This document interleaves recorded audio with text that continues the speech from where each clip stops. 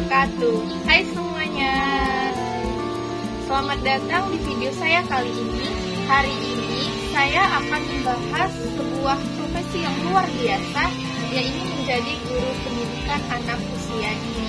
Guru pendidikan anak usia dini ini tidak hanya mengajarkan mengenal angka dan huruf, tetapi juga membentuk karakter generasi muda di usia dini. Nah, di samping saya sudah ada salah satu guru pendidikan anak usia dini. Halo Bu. Halo Aca. Halo semuanya. Boleh memperkenalkan diri dulu supaya kita lebih akrab? Terima kasih Aca. Assalamualaikum warahmatullahi wabarakatuh.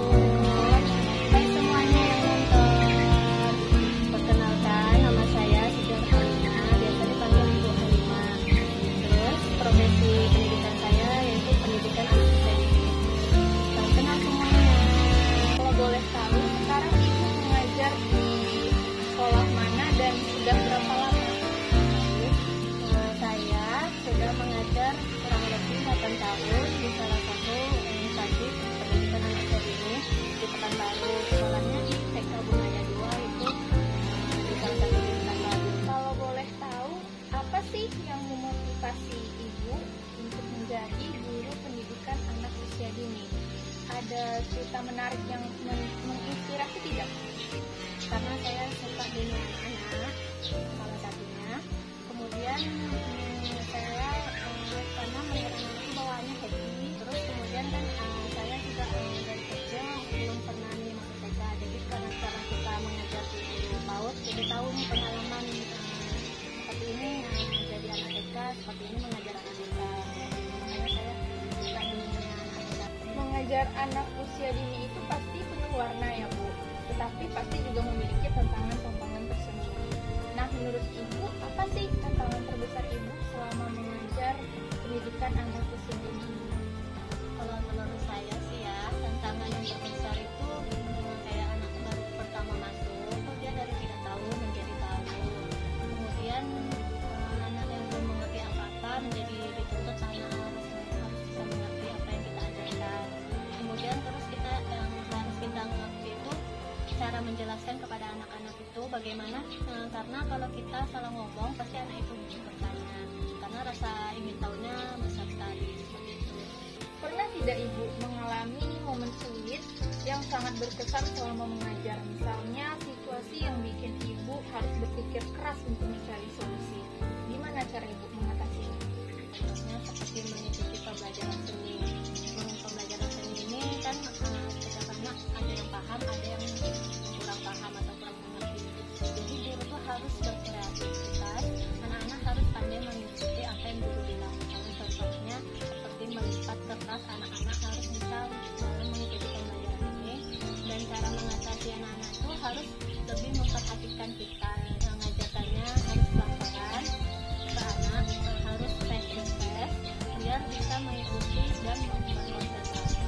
Tapi pastinya banyak hal yang membuat Ibu senang dan bahagia kan selama mengajar anak usia dini. Nah, karena setiap anak yang Ibu ajar pasti membawa cerita dan perkembangan yang luar biasa. Bagaimana rasanya Ibu melihat anak-anak yang awalnya tidak mengetahui apa-apa bisa mengenal huruf, angka, dan sebagainya? Nah, rasanya tuh senang banget ya. Dari awal masuk anak-anak yang belum mengerti, jadi tahu dia semenjak sekolah jadi tahu, jadi mengerti apa yang kita ajarkan. Dari yang belum tahu huruf jadi mengenal huruf, dari yang belum tahu angka jadi mengenal angka. Nah, ada tidak cerita lucu atau cerita yang mengharukan selama Ibu mengajar anak usia dini? Biasanya kan anak-anak suka bikin kejutan yang nggak terduga nih Bu. Pastinya ada ya, kalau di sekolah PAUD atau pendidikan anak usia dini, lucunya tuh seperti anak-anak menirukan gurunya untuk bermain peran. Kan ada di sekolah PAUD pendidikan anak usia dini ini bermain peran kan. Jadi ya di situ gurunya mencontohkan dulu gimana cara bermain perannya. Terus kemudian anak mencontohkan yang diperankan oleh gurunya. Jadi waktu gurunya memperankan anak itu memperankan berperan gitu kan. Jadi anak tuh ada ketawa, mungkin ada momen lucu di saat itu kan.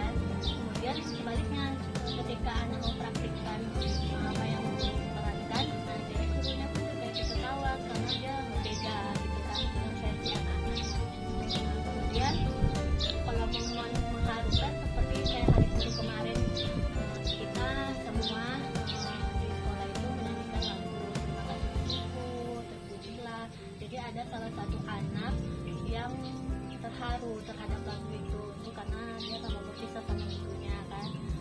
Padahal itu cuma memperingati hari ibu seperti itu.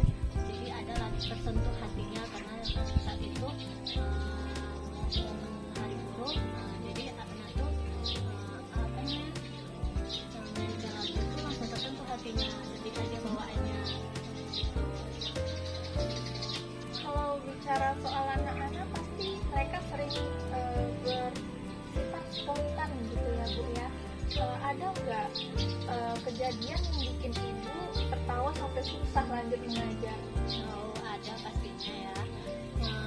Ketika momen-momen itu nggak setiap hari ada, tapi adalah mungkin sebulan sekali atau setahun sekali. Jadi misalnya ketika kita bercerita dan anak-anak itu tiba-tiba saja tertawa, padahal kita momennya tidak lucu, gurunya pun bertanya kenapa tertawa. Ternyata suara ibu gurunya saat bercerita itu lucu bagi mereka. Selain momen-momen lucu mengajar anak-anak usia dini juga membutuhkan trik khusus ya Bu, biar suasana kelas lebih kondusif. Nah, kalau anak-anak rewel di kelas, ada tidak senjata rahasia ibu untuk mengatasi hal tersebut? Nah, kalau pentingnya guru itu harus memahami dan menguasai kelas, misalnya menangis atau kelahi. Nah, jadi kita biarkan dulu dia selesaikan dulu menangisnya. Nanti kalau udah selesai menangisnya, dan kita tanya kenapa menangis atau kenapa kelahi, kita selesaikan permasalahannya, kita cari solusinya. Kemudian barulah dia mau mengikuti apa yang kita ajarkan. Ngomong-ngomong saat jam istirahat ibu, makanan apa atau cemilan apa sih yang paling sering diperebutkan anak-anak usia dini? Soal rebutan, anak itu tidak pernah bahkan jarang sekali untuk berebut makanan karena anak-anak itu membawa bekalnya masing-masing dari rumah. Jadi kemudian kalau misalnya untuk sharing atau berbagi kepada temannya, guru selalu mengajarkan untuk berbagi sering. Tapi kalau mau berebutkan makanan tidak pernah.